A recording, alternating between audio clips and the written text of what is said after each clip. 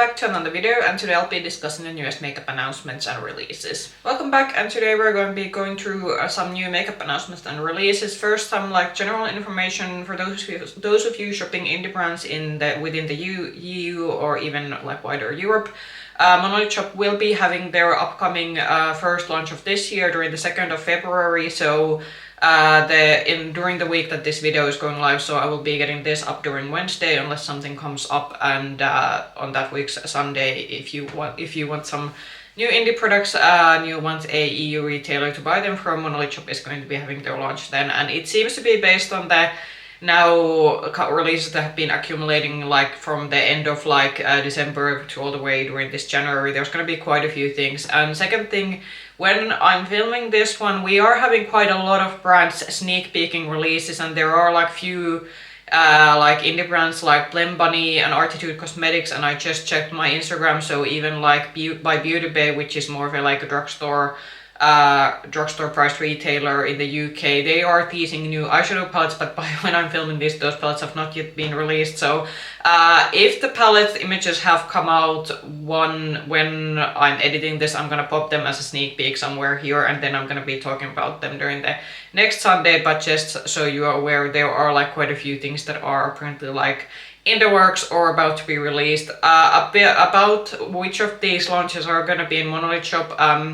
I don't know about the Artitude Cosmetics one. That is a UK brand, and I still do think that it's relatively not so easy as before Brexit, but it's still kinda okay to shop from UK brands as long as you know how to handle the value-added tax thing when you order from the brands. About the new Blem Bunny release that's going to be coming, with that one I am a bit unsure because all the Blem Bunny launches do, almost all of them do come to Monolith shop, but at this point I'm a bit unsure because of the release schedule in the US and Blem Bunny's own website. I'm a bit unsure, is it going to make it to the February 2nd launch, or will we have to wait for the March launch? But the Blem Bunny palette, it is probably going to be sold in Monolith shop at some point.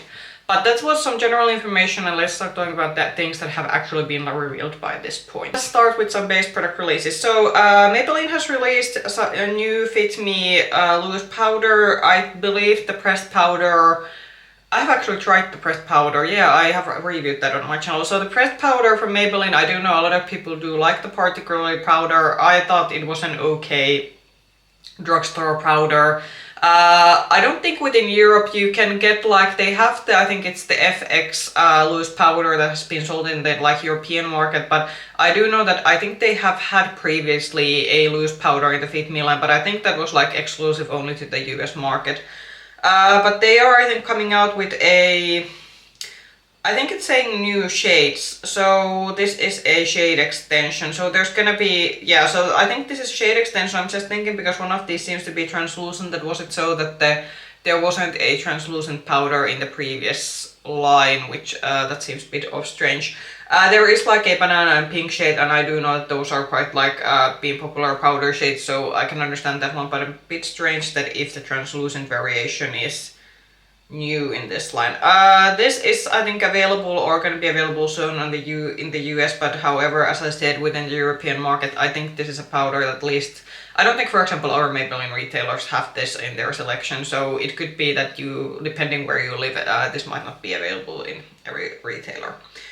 Then an indie launch that is going to be in the Monolith shop launch during the 2nd of February. So Gourmande Girls has again collaborated with Doodles, is it Doodles by Bunny, or yeah, Doodles by the Bunny. I do think Doodles by the Bunny, I do think she now makes most of the covers for Gourmande Girls, if I am thinking about it, because I think a lot of them they have said that have been done by her. This is a Valentine's release, so this is the Bleeding Heart palette. For me, it's a skip.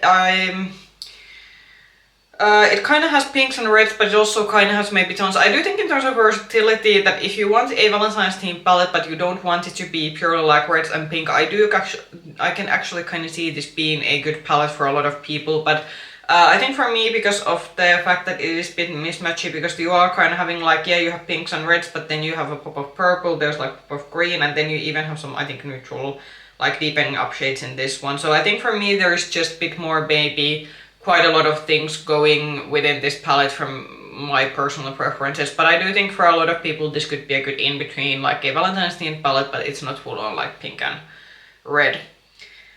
Then a collection that I think we all guessed that was coming, so I think ColourPop has now released the final edition of their Twilight collection. So ColourPop has done basically one collection per movie, and now they have launched a Eclipse collection. Was Twilight one of those movie series that I think also the second, like the last movie had 2 parts in it, so I think at least based on this one, this might be that they are not gonna do part 1 and part 2, but this is like covering both of them. Because I was never a Twilight fan, I'm a bit unsure how well this like fits the theme of the 3rd movie, but at least based on the marketing materials, if the 3rd movie or the 3rd and then the like 4th, which was basically the second part of the last movie, but if the theme of them was this kind of like dark reddish and grey and black theme, then I do think this might be quite spot on, but I'm a bit, as I said, I haven't seen the movies, so I'm a bit unsure about how well this fits, but the eyeshadow palette is quite grungy, and then aside from the palette, I think there are some lip duos, there's a highlighter, and then there are some gel eyeshadows, but for me this is a skip, because firstly ColourPop is a bit harder to get because obviously it's a US based brand and their shipping to Europe is it takes quite a while, and secondly because I'm just not a fan of the particular franchise. Then more launches from Tirtir. I think we covered their stick blushes during last week, and now we are seeing some Prism highlighter duos. So I think these are highlighter duos that you could technically also use to your eyes and cheeks, but I do think since these are named highlighter duos, I think these are primarily meant to be cheek highlighters. So there's like 2 sides of this one. I'm thinking that are they different formulas? I do think based on the images there seems to be that in one of like per compact there's one bit more like shimmery highlighter, and then the other one seems to be more of a subtle highlighter. I actually do think this is kind of an like a smart way to like release maybe a highlighter to give 2 different kind of textures, so then you can kind of try like which kind of texture you prefer, or you have like the option that for some days if you want something more subtle then you can go with the more glowier one, and then if you go into a party or somewhere where you want to use a very blinding highlighter, then you can go with the more sparklier one. For me this is at least so currently a skip. I do think Tirtir, it's one of those K-beauty brands that is quite widely sold in our K-beauty and even in some of our mainstream makeup retailers, but it's just maybe I have tried some K-beauty in my channel, and I'm occasionally, for example, the Misha BB cream that I have almost like finished up. I did rave about that one in my previous collective makeup review, so there are some good K-beauty products in my collection, but I'm not a channel that has like specialized in K-beauty or Asian beauty products, so I occasionally buy them, but this is not like a must thing in my makeup collection. There are also like good makeup from Western brands. Then another sort of Monolith shop launch product, which I am also very excited about. I think this might be it in terms of wanting to buy from this brand. So Angelica Nyqvist's brand Singe Beauty did launch a new collection, and within this collection she extended the blush range that she already has, because she previously had already powder blushes in her collection, and then she launched a new eyeshadow palette which is called the Meet Succulent, it's Succulent Dew, I think is the palette name, yeah. And I was a bit initially when I was thinking that okay, it's a purple green palette, but then I started really looking at the undertones of the like purples and greens, and then I saw the berries, and I think once I saw the berries I was kind of thinking that okay, we might now have the palette, because I think especially the I think it was Agate Temptation and then the Paisley Hoot palette that were the previous palettes that she launched during last year, those were kind of, we were getting pretty close, but there was like still, for example with the Paisley Hoot, I was thinking that okay, it's a bit more neutral leaning, but I thought it was like more of a more neutral leaning variation of the Agate Temptation palette, because I think the undertones were still quite similar. But with this one I think I like the undertones of these shades and the shade correction of the eyeshadow palette very spot on, and something that I do think that since this was already listed on Monolith Shop's website, I think this might be something that I am getting from the February launch. I'm also very tempted by the blushes. I am trying to maybe rein in a bit about like not buying so many blushes and cheap products in general, because I do think especially last year he did have a bit of a I think the biggest reason why I ended up spending so much money that I did on makeup during last year was that I sort of fell into buying these, like, a lot of these cheek products. So I'm kind of trying to hold myself back from not adding too many, like, cheek products every month into my collection. But I do have to say the more, like, muted pink shade and the lilac shade in the blush shades are also looking very tempting, so we shall see what's gonna happen, because I definitely would like to try one Singe Beauty blush, but the first blushes that were launched were all quite like red leaning shades, so I'm happy that we are getting some like more like cool tone shades, which is good for someone with my particular skin undertone. But if you want to buy this from Singe Beauty's website that ships from the US, you can already buy this from their site, but if you live in Europe, I would just wait for the Monolith launch during this upcoming Sunday. Then a Lunar New Year launch. I did discuss, I think it was in my last video or the video previous from that one, that we haven't seen that many Lunar New Year releases, because I do think there were like some years that we have gotten quite a lot of like these Lunar New Year releases popping even in like more like sort of Western Instagram feeds. I think obviously if you would go to maybe some Asian social media applications probably during this time of the year, then you would probably see much more of these, and obviously I think Asian based brands probably all launching a lot of new Lunar New Year stuff, but from Western brands I don't think we have seen that many of them. But I do think in terms of packaging, this particular from one is so far I think one of the best ones I've seen. I think this is from Estee Lauder. Yeah, that's quite interesting, because usually we don't see that much exciting things from Estee Lauder. But this one, I would say that if this would be like hypothetically available, this might actually be something that even I would be thinking that, oh, that actually looks kind of nice. So this is, what is this? Is it a powder compact? Yeah, so this is a limited edition powder compact, and this is indeed celebrating the Year of the Horse, which is the, I think it's the like the Chinese lunar horoscope, because those things go like yearly rather than monthly. So this year is going to be the Year of the Horse. What? This is priced according to Trendmood $225 US. You got to, like, that is an expensive powder compact. Wow. So yeah, Estee Lauder is certainly a high-end brand, but $225 US for a pressed powder. Like, yeah, the compact is nice, but I don't think it's that nice. Like, are those like, I bet those are just some like those are like, they're probably like Swarovski crystals or something, but those are not like real diamonds. I would still not be paying like over $200 US for the powder compact, even though it looks very nice. Like, I don't think even the Hermes compacts, like the Hermes, they had the very cool horse design, though that was within the like pressed within the powder. That wasn't an outer design of the blush compact, but even the Hermes sort of blush lighter that I was like rolling over during last holiday, like even that wasn't that expensive, but of course it's a bit different because the design was within the like a product rather than outside, but still. And I mean, yeah, technically this probably is something that is like, I hope for that price it's reusable, that you can at least buy a like a replacement powder within, because if this is like a one-time usage and then you basically can't buy a refiller like over $200 US. Yeah, that's a lot. So we will take back what I said. Even if this would be available in our retailers, I will not be spending over $200 US, which basically in euros it would probably be around 200 euros. So we're not spending that kind of money on this, even though I do adore the packaging. It's very, very nice, but not for that price.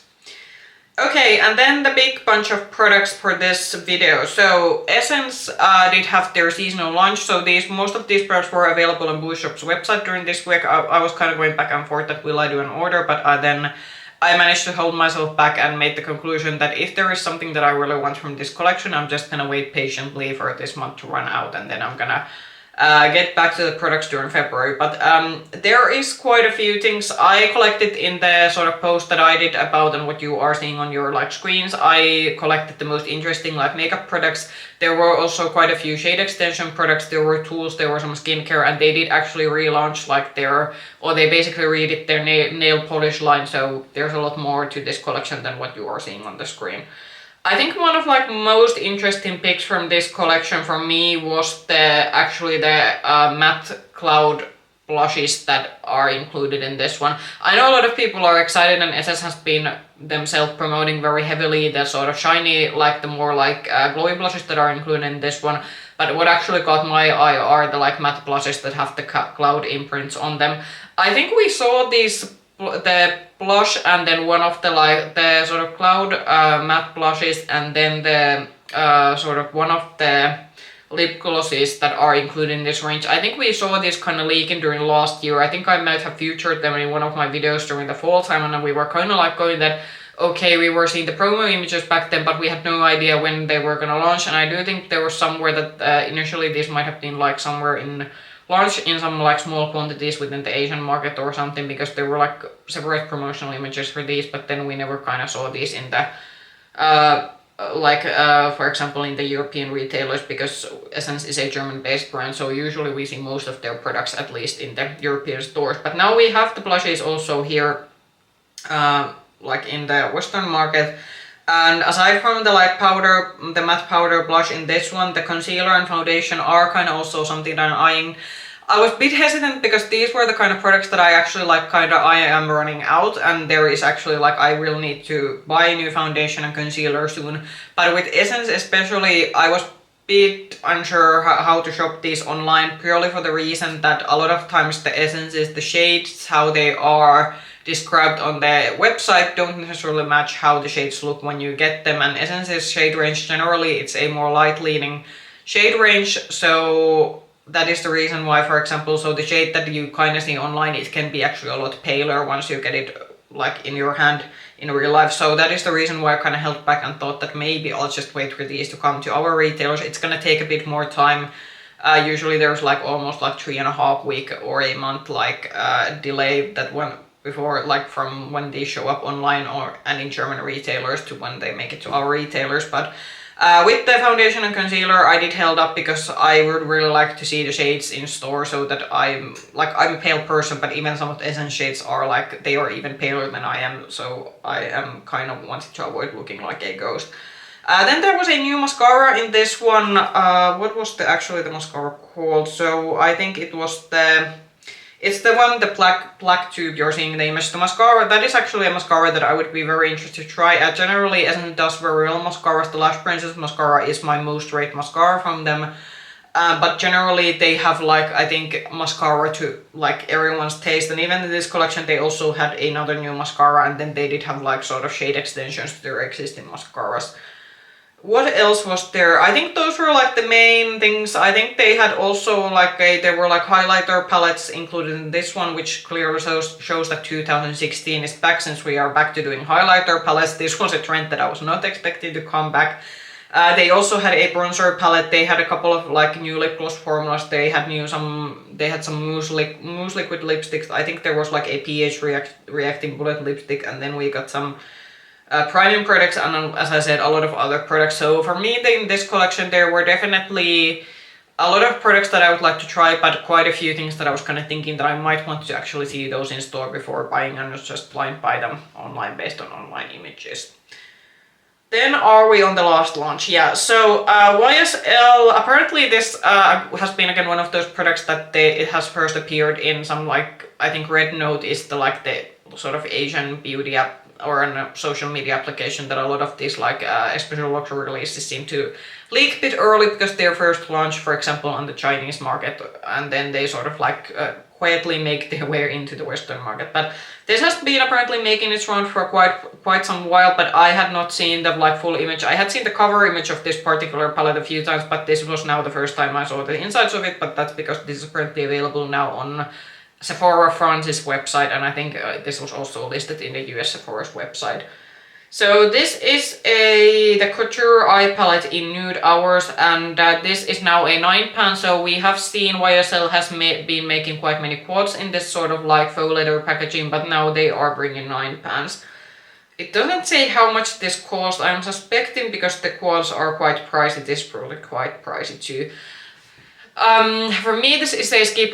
Even though I have been very into during the last few years into my neutral eyeshadows, this one it's a bit too basic for my taste, and considering that it's probably gonna be very horribly expensive being a YSL 9-pan, but I might be tempted to buy a YSL palette in this format in another color story, maybe a bit more sparkly or shimmers. This was also pretty matte heavy, so in another kind of color story, because I am a sucker for the kind of packaging that YSL does with their sort of like eyeshadows and with a lot of their like other products, this like faux leather packaging design that they have been having going on for quite some time. So with another color story, we could have put in this to maybe category. However, I will put a very heavy maybe, because I would also very much like to see how expensive this is. I'm suspecting that it's gonna be probably over 100 euros. So for that kind of price for 9 eyeshadow shades, I need it to be perfect, and for me this is a bit too basic. But if you are someone who is looking, who wants to get this, as I said, it's been now at least listed on a couple of Sephora's websites, so it probably is gonna come soon also to other YSL retailers. Those were the makeup launches for today. I would have to say that the most interesting one, definitely the Singe Beauty launch. I am very excited about that one, and we shall see, am I just gonna get the palette, or are we also gonna see some of the blushes added into my cart once the Monolith launch happens. Comment down below what were your sort of top makeup launches from this week. If you like this video, push the like button, subscribe to the channel, ring the bell button if you want to get notifications from future content. You can also find me with the same nickname Makeup Hedge on Instagram. I hope I'm seeing you soon in the video. Bye bye!